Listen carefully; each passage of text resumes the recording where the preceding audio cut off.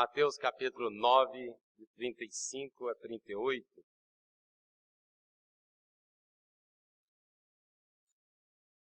Diz assim a palavra de Deus. E percorria Jesus todas as cidades e povoados, ensinando nas sinagogas, pregando o evangelho do reino e curando toda sorte de doenças e enfermidades. Vendo ele as multidões, compadeceu-se delas, porque estavam aflitas e exaustas, como ovelhas que não têm pastor. E então se dirigiu a seus discípulos: a seara, na verdade, é grande, mas os trabalhadores são poucos. Rogai, pois, ao Senhor da seara, que mande trabalhadores para a sua seara. Vamos orar mais uma vez, meus irmãos. Graças te damos, Senhor, por esta manhã tão boa, em que nos reunimos aqui para adorar o teu nome. Louvo o teu nome pelas famílias representadas aqui nesta manhã, na esperança de que a boa mão do Senhor esteja sobre cada uma delas.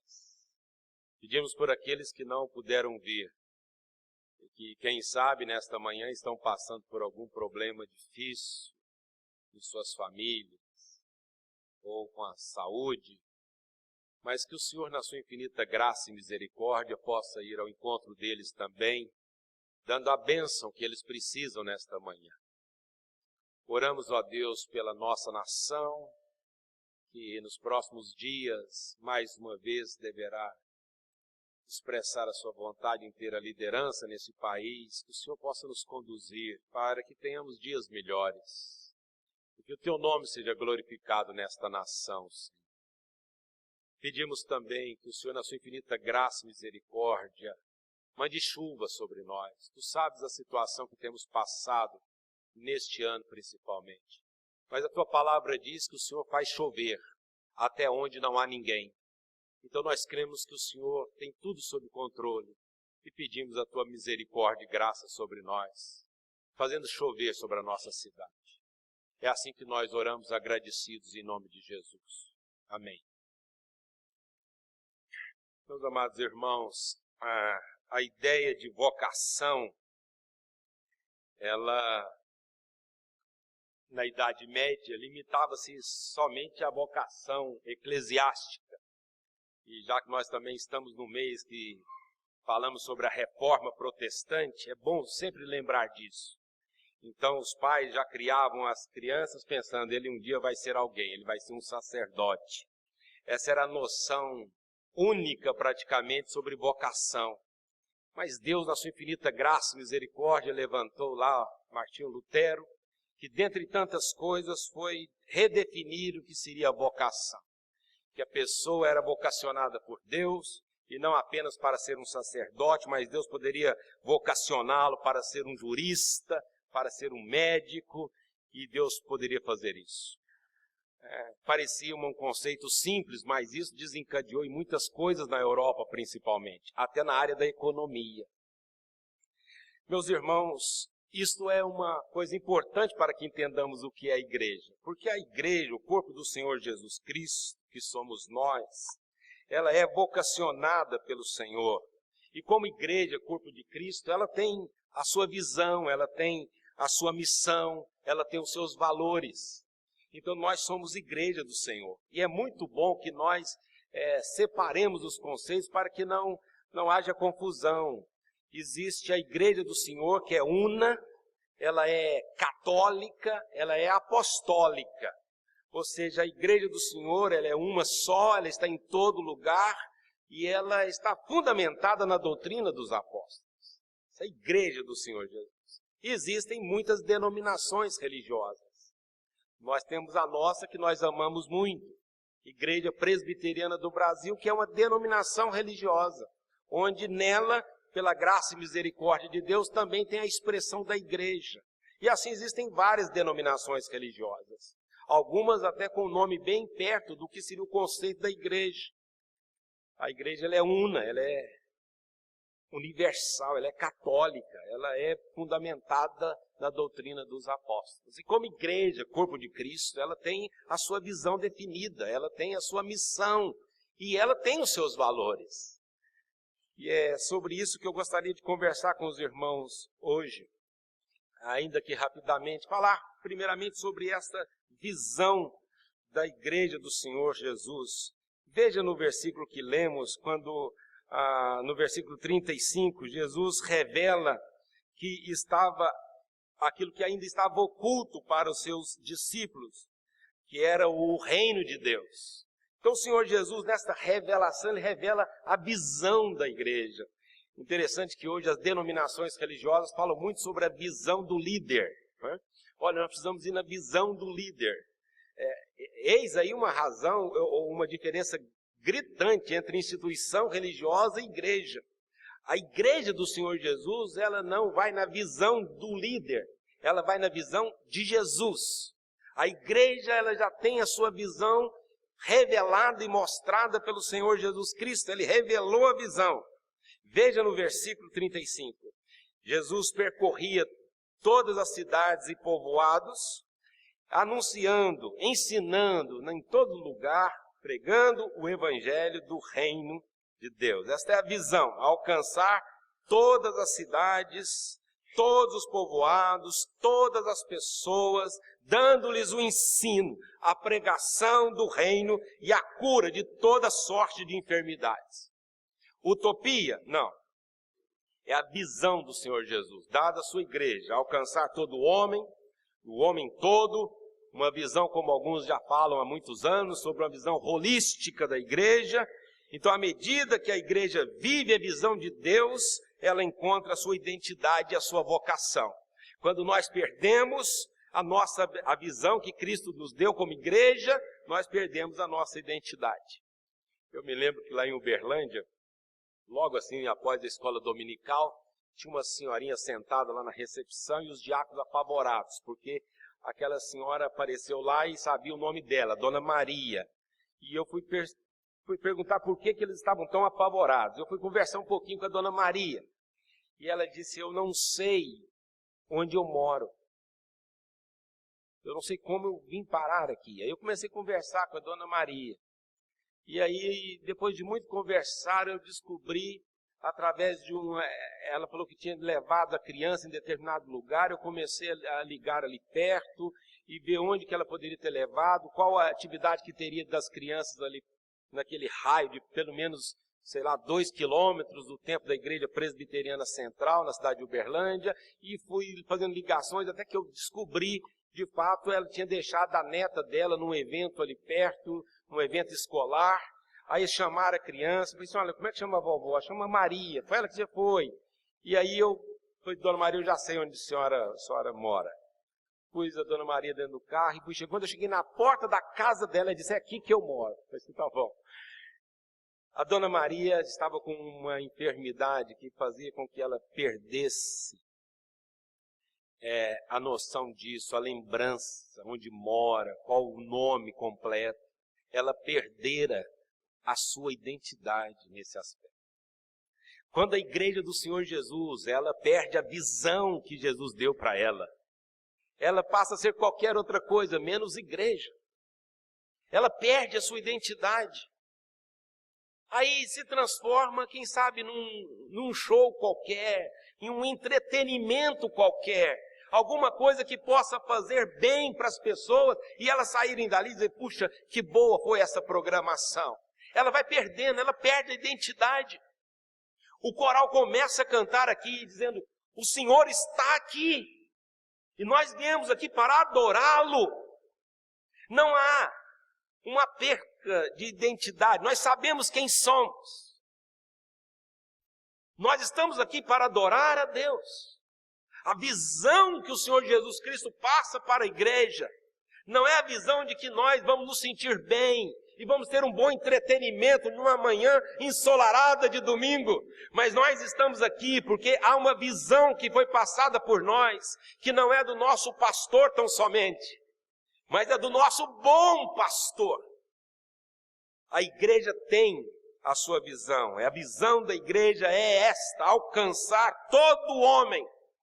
A visão, ela é bem ousada, é evangelizar, é falar sobre o evangelho do reino de Deus. Já está definido o que nós devemos fazer, a visão que o Senhor passou para nós.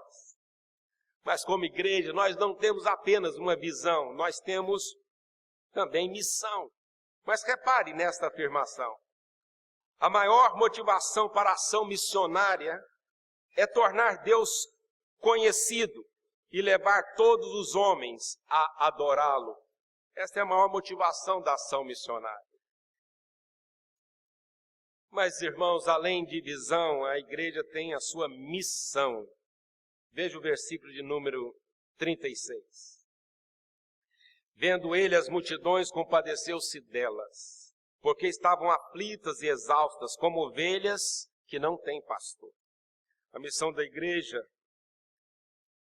é mudar a história e o estado das pessoas, segundo a visão de Cristo. De todas as pessoas que estão em todos os lugares. Esta é a visão.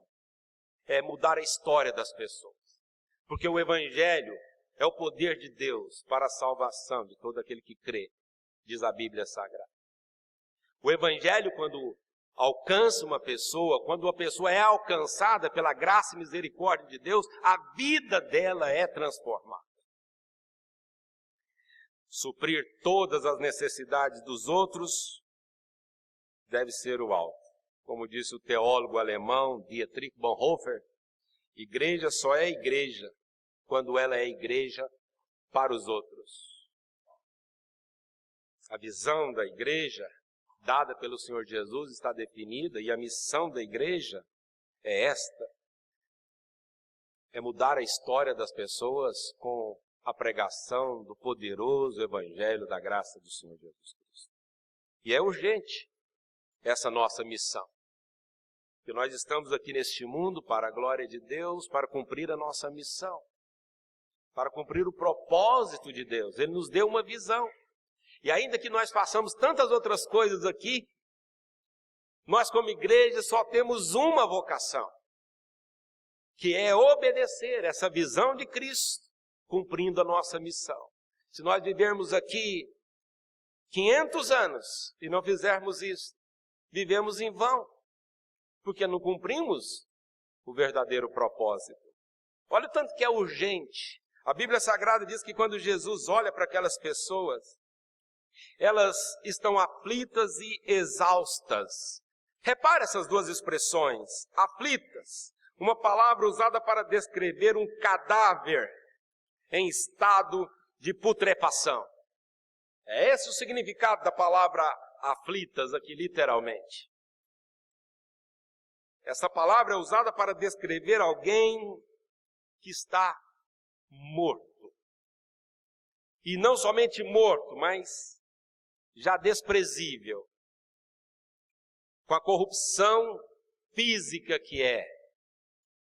Olha o tanto que é urgente isso. A visão de Jesus para nós, como igreja, é que nós olhemos o mundo e vejamos o mundo como ele é. Um cadáver. Pessoas mortas, pessoas já nesse estado de putrefação. Essa é a visão que Jesus tem, por isso ele se compadece. Mas elas não estão só aflitas, a Bíblia diz que Jesus olha e elas estão exaustas. E aqui a expressão original descreve uma pessoa ferida de morte, sem qualquer condição de reação. Veja o tanto que a nossa missão é urgente. Porque quando olhamos os nossos vizinhos, os nossos colegas de trabalho, e quando olhamos a nossa nação e o mundo todo, certamente a nossa reação vai ser como a do Senhor Jesus. Ele se compadeceu. E esta palavra, irmãos, ela é muito forte, porque significa que as entranhas de Jesus se moveram. Numa linguagem bem nossa, é como se nós falássemos, olha, eu senti um frio na barriga. O meu coração disparou. Não é assim que a gente fala quando alguma coisa externa mexe com as nossas emoções? Foi mais ou menos isso que o Senhor Jesus sentiu. Ele olha para as multidões e ele se compadece. Os seus órgãos vitais mexem dentro dele. Estão incomodados, porque ele olha as pessoas e olhando as pessoas, ele as vê como pessoas mortas, em estado de avançada putrefação. Ele olha para as pessoas e nota que elas estão cansadas, elas estão feridas de morte. É por isso que o Senhor Jesus se compadece. Essa é a missão da igreja. Olhar para o mundo e se compadecer. E sentir isso. Esse incômodo. Esse mau cheiro que o mundo exala por causa do seu pecado, por causa da sua distância de Deus. Não dá para que nós fiquemos isentos disso. Não dá para que vivamos sem nos preocupar com isso. Repare os meios de comunicação. Repare o que entra na sua casa através de tantas coisas. Repare no que os seus filhos gostam neste mundo sistema. Repare isso. Olha como que andam a moda. Olha como as moças se vestem. Olha como os moços se vestem. Olha como a família se desfaz. Olha como que um casamento se desfaz com tanta facilidade. Olha o caos que nós estamos. Como que nós, como igreja do Senhor Jesus, que temos a visão de Jesus, vamos viver neste mundo e dizer que em Jesus nós somos 100% felizes? Como que a igreja vai ser 100% feliz aqui neste mundo, irmãos? Isso vai contra a visão do reino de Deus. Ninguém aqui está plenamente feliz, porque nós não temos direito de estar. Como igreja, nós não temos direito de estar plenamente felizes, porque o mundo jaz no maligno, e nós estamos aqui. Não dá para ser feliz aqui, carregar na camiseta 100% de Jesus, e com Jesus nós somos 100% felizes. Isso é mentira, isso é uma pregação da instituição religiosa e não da igreja. Porque nós estamos num mundo de corrupção. Repare as campanhas para presidente dessa nação. Olha só onde estamos. Olha o que fazem com as crianças do nosso país. Olha o que fazem com os aposentados do nosso país, do mundo. Como que você pode estar feliz? Como que nós podemos dizer que nós estamos em festa e aqui é bom demais? Aqui não é bom, irmão. Aqui é muito ruim. Mas nós temos aqui uma missão, que não é apenas sermos bem-sucedidos na nossa universidade, no nosso empreendimento. Deus tem algo mais para nós. Nós precisamos ter a visão do Senhor Jesus, que não é a visão da denominação. A religião, muitas vezes, conforme a religião, ela mais atrapalha do que ela ajuda. Porque ela nos tira a visão do Cristo. E coloca em nós uma visão terrível de uma religiosidade que muitas vezes não leva a nada. Por isso a religião dos nossos dias ela é tão imediatista. Por isso que mexe mais com as pessoas no que diz respeito às coisas materiais. Isso é uma artimanha de Satanás para nos tirar a visão do reino. A visão do reino, irmãos, não é para que nós nos sintamos bem aqui. Nós temos uma missão, que é olhar para aqueles que estão aflitos e exaustos e mostrar para eles, através do evangelho da graça de Deus, que há solução. Nós temos uma missão. A igreja do Senhor Jesus tem uma missão. Missões não são o alvo final da igreja, a adoração que é. Presta atenção nisso, porque às vezes a instituição religiosa fala diferente. O objetivo final é levar as pessoas a adorarem a Deus. Missões, elas existem porque a adoração ainda não existe. A adoração é o grande alvo, não as missões, porque Deus é o propósito final e não é o homem. Só existe a missão porque a pessoa ainda não tem adoração. O dia que ela começar a adorar a Deus, se nós estivéssemos num lugar em que todos adorassem a Deus, seria céu e missão não existiria. Mas nós temos uma missão, porque muitos não adoram a Deus. Entende, igreja, nossa grande responsabilidade. Finalmente, irmãos, a igreja tem os seus valores. Eu achei bom falar sobre visão, missão e valores, porque às vezes as empresas gostam muito de falar sobre isso. E o funcionário entende o que a empresa quer. O patrão reúne lá os funcionários e fala: a visão da nossa empresa é esta. E quem não se enquadra naquela visão está demitido. A empresa reúne, faz o seu encontro e o executivo ali mostra para aquelas pessoas qual que é a missão da empresa. E todos têm que se adequar à missão da empresa, senão está fora. E a empresa então revela quais são os seus valores para os funcionários. E eles têm que cumprir os seus valores. Ora, meus amados irmãos, quanto mais a igreja, ela tem a visão de Jesus Cristo. Ela tem uma missão definida nas Escrituras Sagradas, reveladas por Deus, para que não percamos a nossa identidade, para que não soframos aí um tipo de mal, um mal que faz com que nós, de repente, não saibamos mais o que nós estamos fazendo aqui. Mas ela tem os seus valores. E quando falamos de valores, irmãos, nesses nossos dias, para que nós cumpramos a nossa missão, nós não podemos jogar fora os valores. Mas olha só o que a sociedade faz com os valores. Olha o que as religiões fazem com os valores, irmãos. E olha, nós precisaríamos aqui de muito tempo para que nós falássemos de alguns valores que são fundamentais, mas que a nossa sociedade joga pelo ralo nas instituições de ensino, principalmente. Há um complô maligno aqui neste mundo, onde nós estamos inseridos como igreja.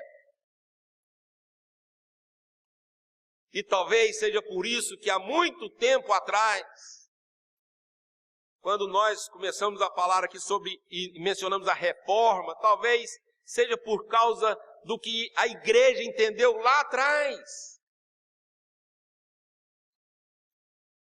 que eles foram chamados de protestantes. Já mudaram o nosso nome várias vezes na sociedade. Já fomos os protestantes, os crentes, os evangélicos, irmãos do céu. Nós precisamos dizer para esse povo quem nós somos. Porque agora mesmo eles vão mudar o nosso nome de novo. Porque parece que nós não temos identidade. Quem nós somos, irmãos? O que esse mundo, quando olha para nós, além de eleitores, o que mais nós somos? É terrível você ver nesta época das eleições, às vezes o espaço de televisão, que nós temos tanta dificuldade para pagar a igreja presbiteriana, porque é caro a televisão. Aí você tem lá o cara que usa o programa dele inteirinho para poder ficar falando de política. Irmãos, nós somos qualquer coisa, menos igreja fazendo assim. As instituições religiosas já têm até os seus próprios partidos políticos. Isso não é igreja. A igreja tem uma visão definida pelo Senhor Jesus, que é alcançar todo homem em todo lugar. Ela tem uma missão, que é sarar este homem com o evangelho da graça. Porque esta multidão está cansada, está exausta, está aflita. São cadáveres que não tem nenhuma reação. Nós precisamos clamar mesmo ao Senhor e anunciar o evangelho da graça, para que o Espírito Santo aplique esse evangelho na pessoa e traga do estado de morte para a vida. Não tem outra saída. Só o Senhor Jesus pode. Porque um cadáver não tem como reagir. Ele está morto.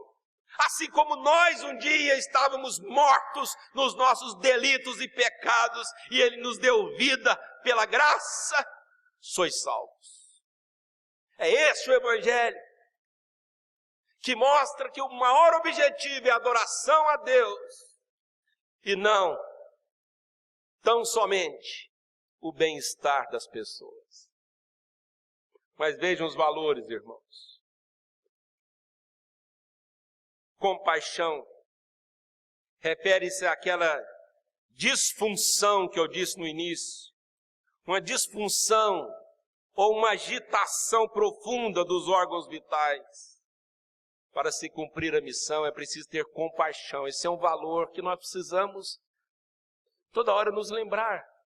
Nós precisamos ter compaixão. Nós não podemos continuar assistindo às coisas, às tragédias e não sentir nada.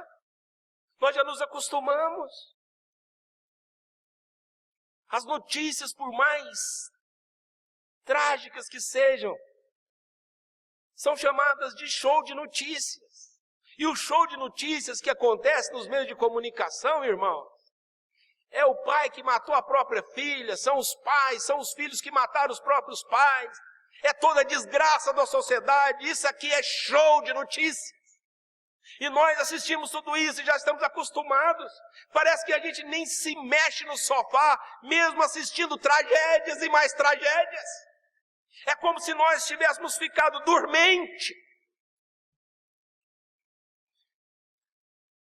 Nós precisamos clamar ao Espírito Santo de Deus para que nós sejamos incomodados e sintamos compaixão. Compaixão. É um perigo para o nosso corpo se um determinado órgão deixar de sentir. Se porventura o seu braço, você dá um beliscão, não sente nada, vai ao médico correndo. Você está com um problema sério de saúde. Mas o que pensar espiritualmente se nós vemos tantas coisas e não sentimos nada? Nós não choramos. Nós não oramos, nós não ficamos indignados, nós não protestamos. O que está acontecendo conosco?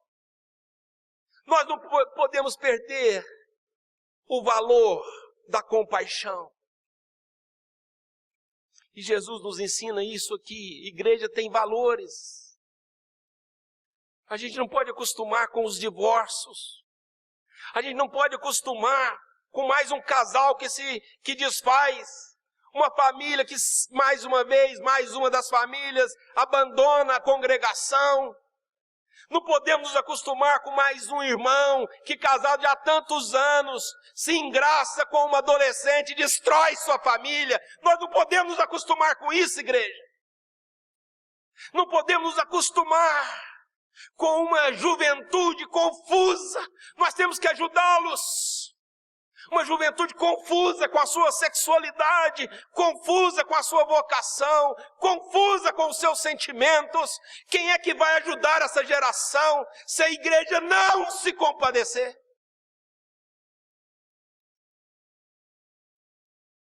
Como vamos viver sem chorar? É impossível viver sem chorar.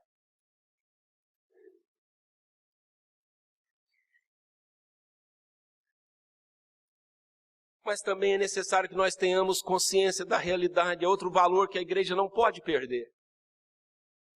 O Senhor Jesus olha para aquelas pessoas, olha ao seu redor e Ele faz uma declaração para a igreja contundente. Ele diz, olha, a seara, na verdade, é grande, mas os trabalhadores são poucos.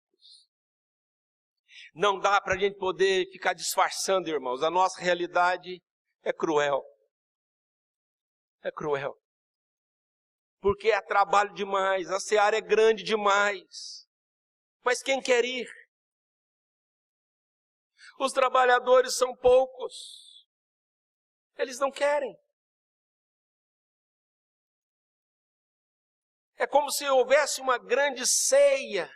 E nós queremos apenas desfrutar dessa ceia, mas ninguém quer ir para o campo. Ninguém quer. A seara é enorme. mas os trabalhadores são poucos. Então essa consciência da realidade é um valor que a igreja não pode perder. Nós não podemos nos acomodar.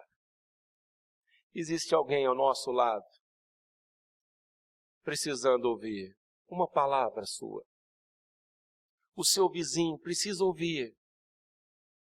O seu colega precisa saber que o seu objetivo maior não é ficar rico.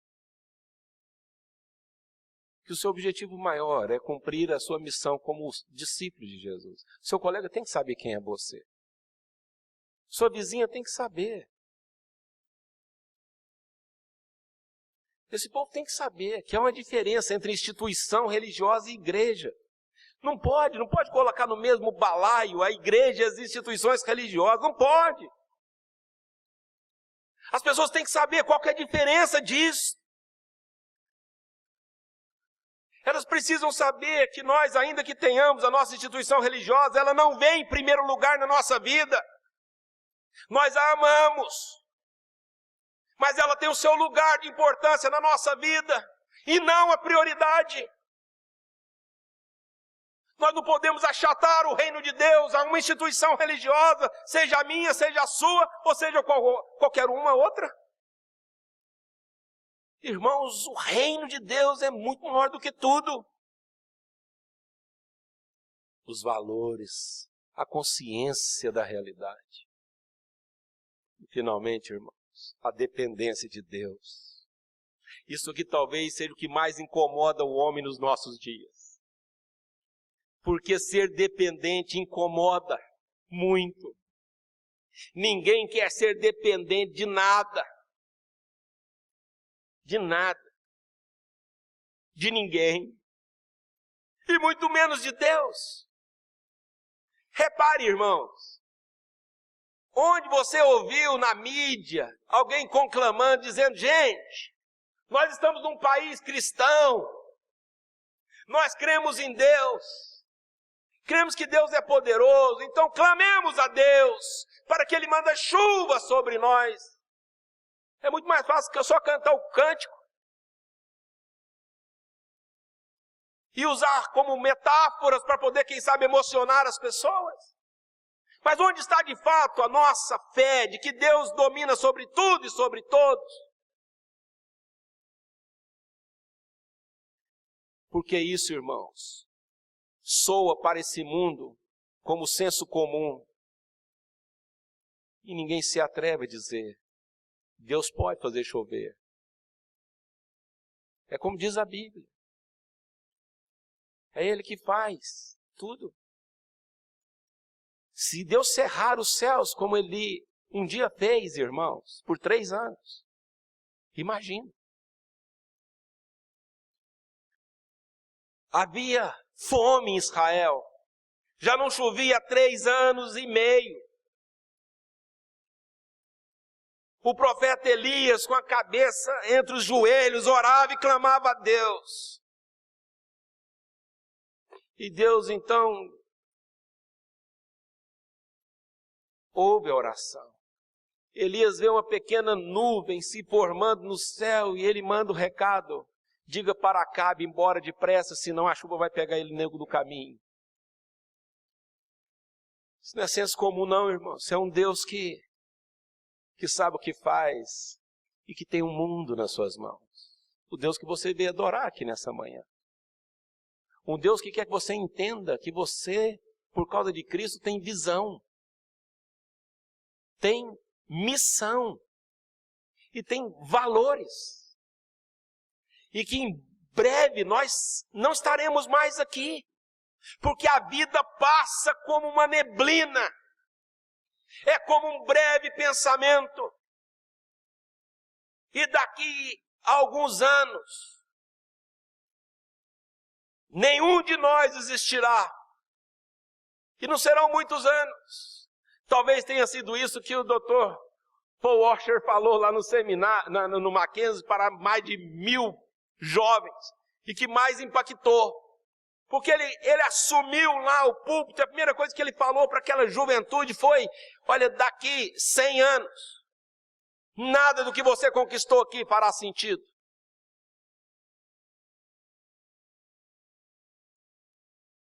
Essa é a realidade, meus amados irmãos.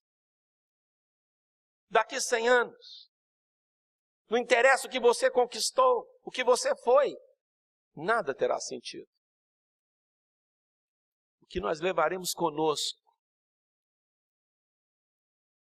são aquelas obras que nós fizemos como igreja, diz a palavra, em que nós cumprimos a nossa missão.